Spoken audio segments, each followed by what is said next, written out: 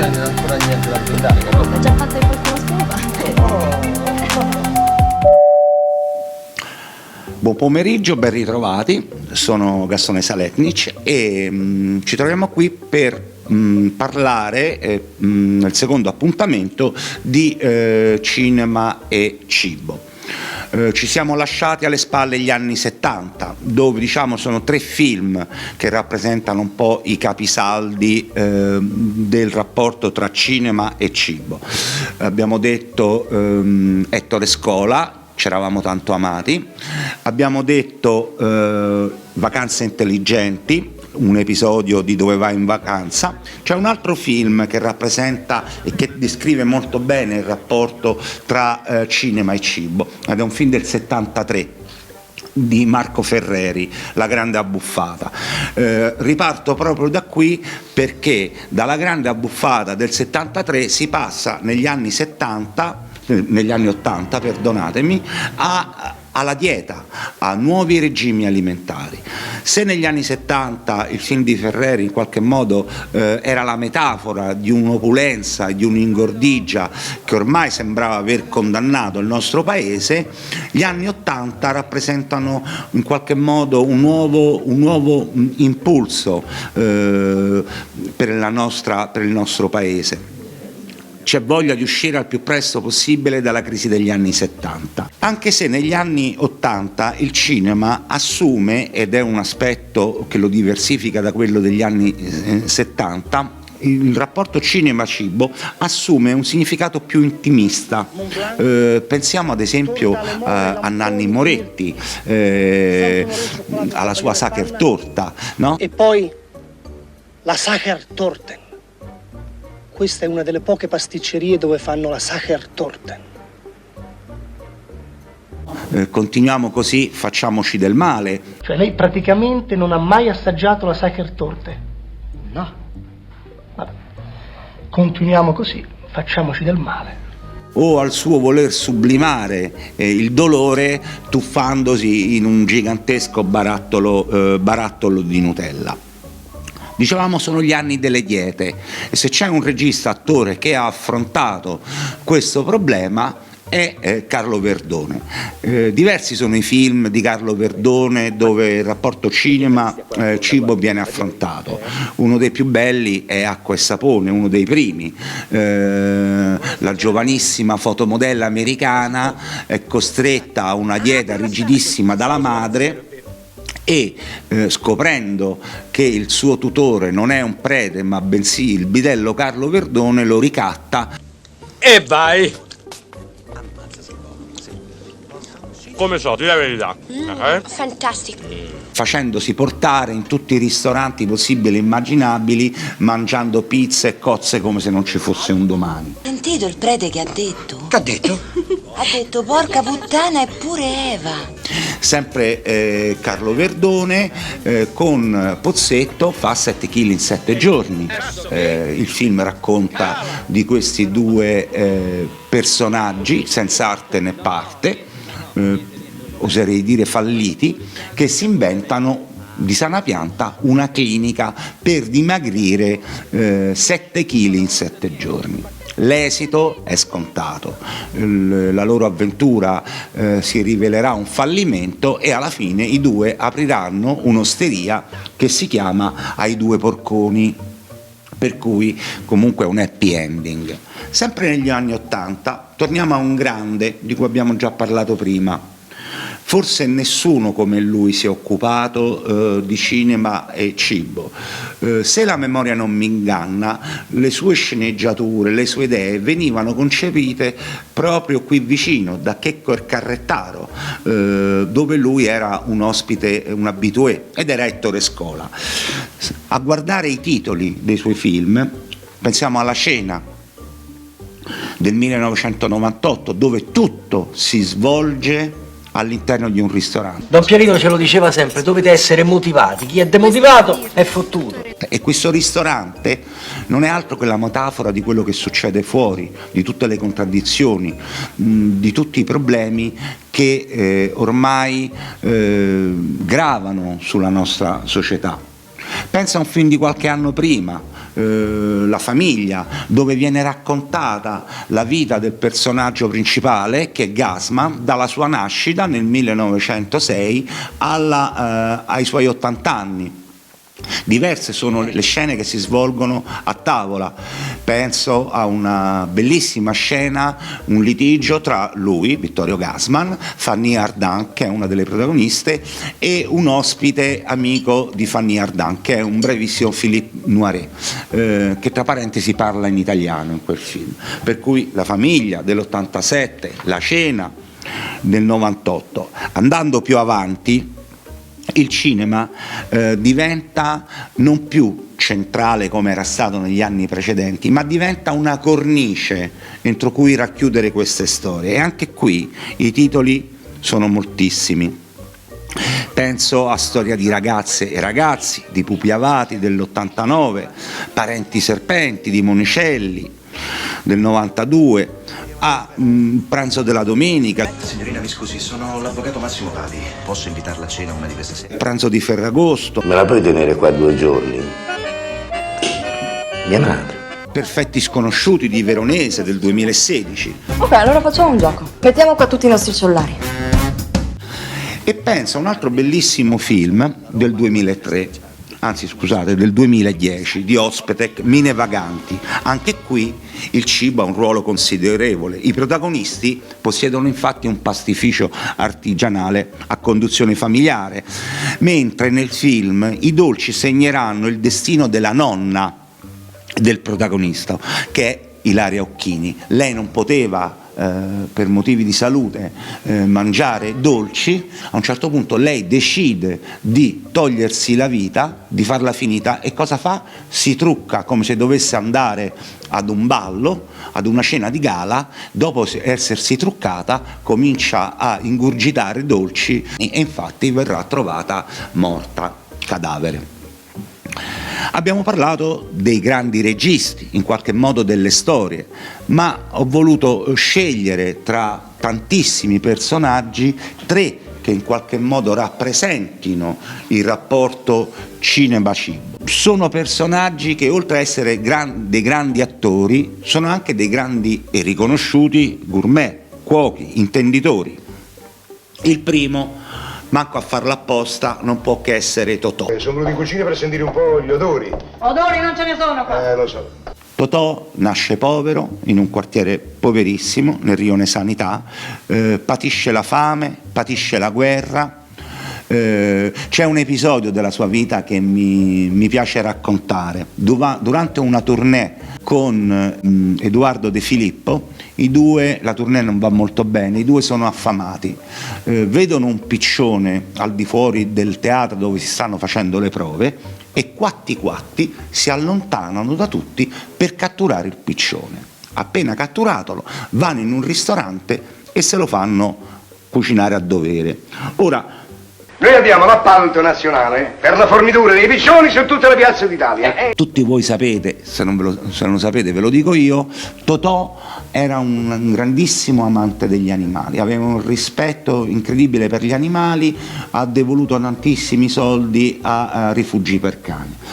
Per cui da una parte Totò che mangia insieme al suo sodale De Filippo, a un certo punto Totò si rattrista, il suo volto si rattrista e c'è uno scambio di battute tra De Filippo e Totò grandissimo. Totò fa presente al suo amico di quanto sia dispiaciuto per la fine del povero animale e lo fa quasi con commozione. De Filippo gli risponde: ma fammo piacere, con la fame che tenimmo tu te metti pure a chiagne. Al che Totò, asciugandosi le lacrime, replicò: Eduà, sei un grande saggio, perché mi hai fatto capire che cuore o stomaco non sempre vanno d'accordo. Ecco, questo era Totò. E la particolarità di Totò, lui amava i cibi semplici, ma aveva la pretesa che la mise en place, cioè la tavola, fosse apparecchiata di tutto punto. Anche se lui mangiava pane e olio, voleva che la tavola fosse apparecchiata e imbandita perfettamente. Totò ci ha lasciato un libro di ricette che è stato pubblicato e si intitola Fegato qua, fegato là, fegato fritto e baccalà, che in realtà è la battuta di uno dei suoi innumerevoli film. Fegato qua, fegato là, fegato fritto e baccalà, ma che scherziamo? La febbre lo fa delirare. Per cui Totò aveva un rapporto carnale, oserei dire, con il cibo, ma una carnalità che gli veniva dai patimenti, dalla fame. Chi aveva un rapporto carnale sul serio, e qui potremmo tornare alla puntata sul cibo e l'erotismo, è Ugo Tognazzi. L'amore dopo pranzato. Ugo Tognazzi era famosissimo per organizzare le sue cene, i suoi banchetti, i suoi convivi con i suoi amici. Anche lui ha scritto diversi libri in cucina, poi ve li dirò. Uno di questi, per esempio, è La Buffone, dove lui praticamente ci racconta del suo rapporto con il cibo. Ci dice lo stesso Ugo Tognazzi: l'attore a volte mi sembra di farlo per hobby, mangiare no. Io mangio per vivere e mi sento vivo davanti a un tegame. L'olio che soffrigge è una musica per le mie orecchie. Il profumo di un buon ragù lo adopererei anche come dopobarba. Un paio di fettuccini intrecciati o un'oblunga forma d'arrosto per me sono sculture vitali degne di un'opera di Henry Moore.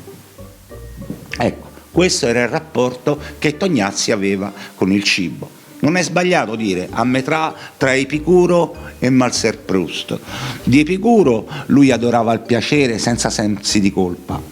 Di Marcel Proust, diciamo, quella che potremmo chiamare l'analisi sensoriale, dunque tutto quello che il cibo sollecitava da un punto di vista di gusto, di olfatto, di udito e compagnia cantando.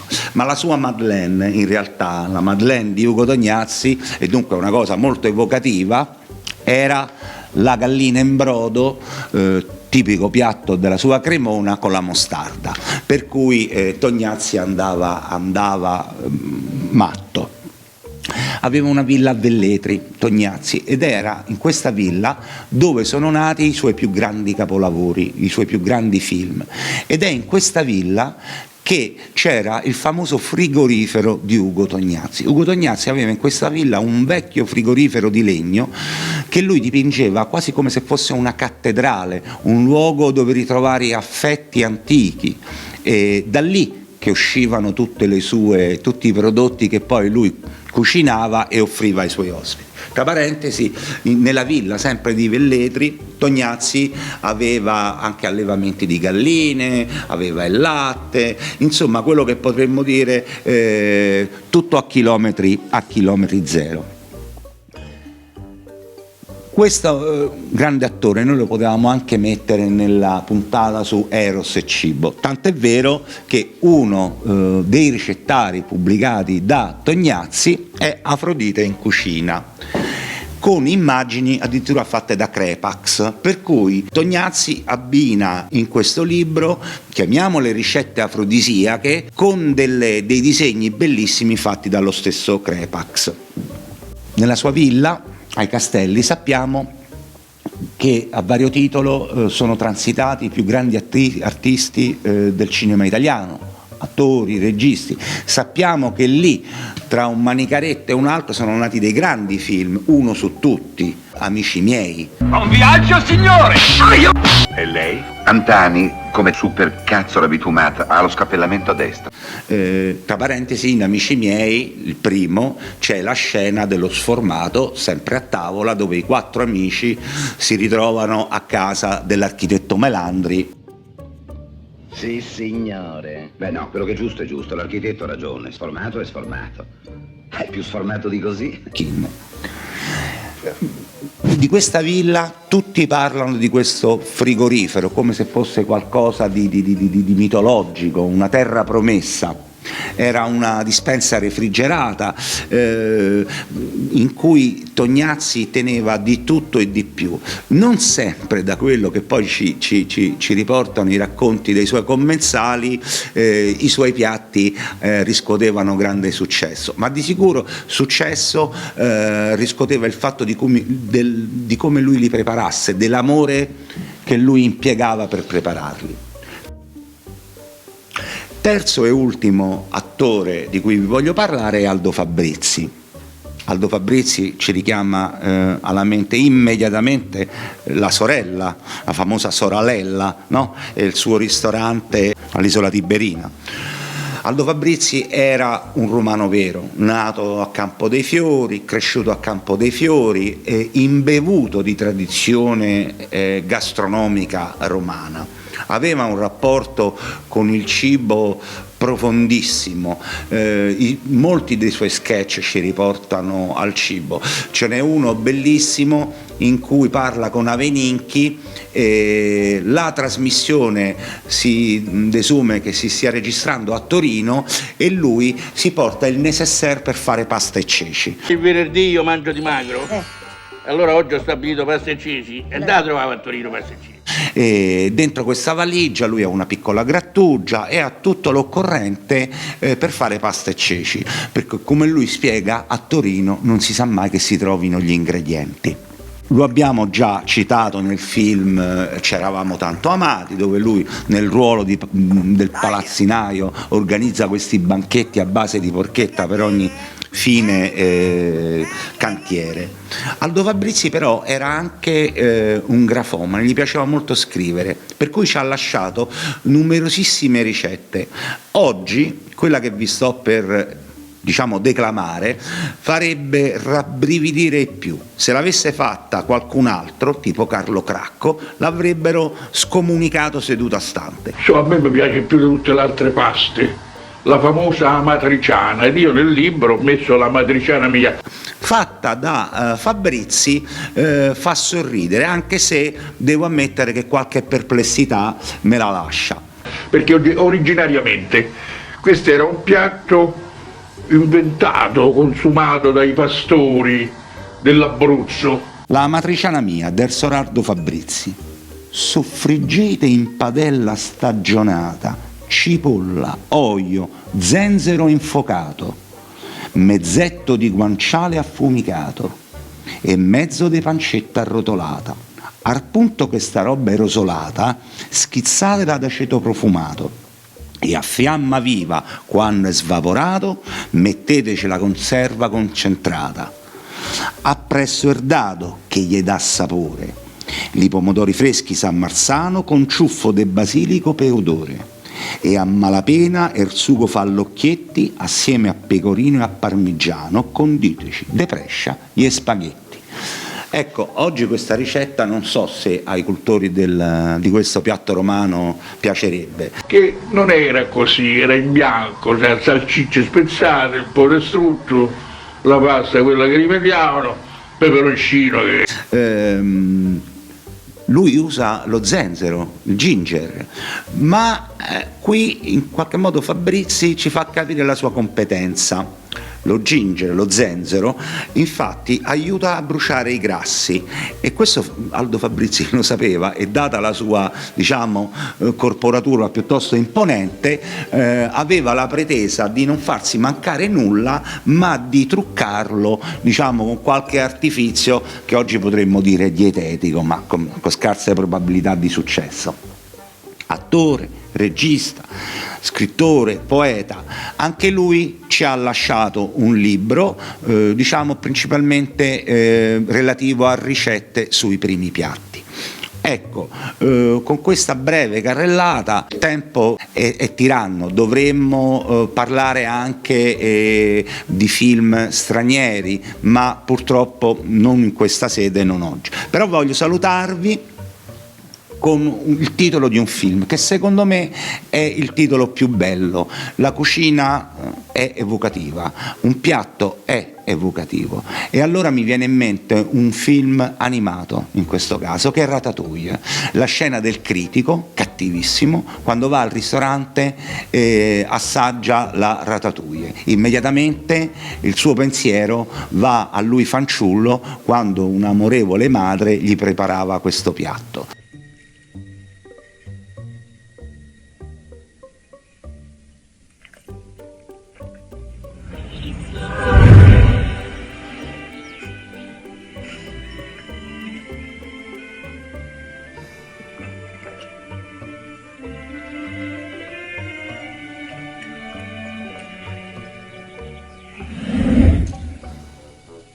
Nella speranza che questo piccolo incontro vi sia piaciuto, io vi invito a mettere un vi piace e a seguirci, e vi lascio con una frase, con una citazione proprio di Ratatouille: il cibo trova sempre coloro che amano cucinare. Buon pomeriggio.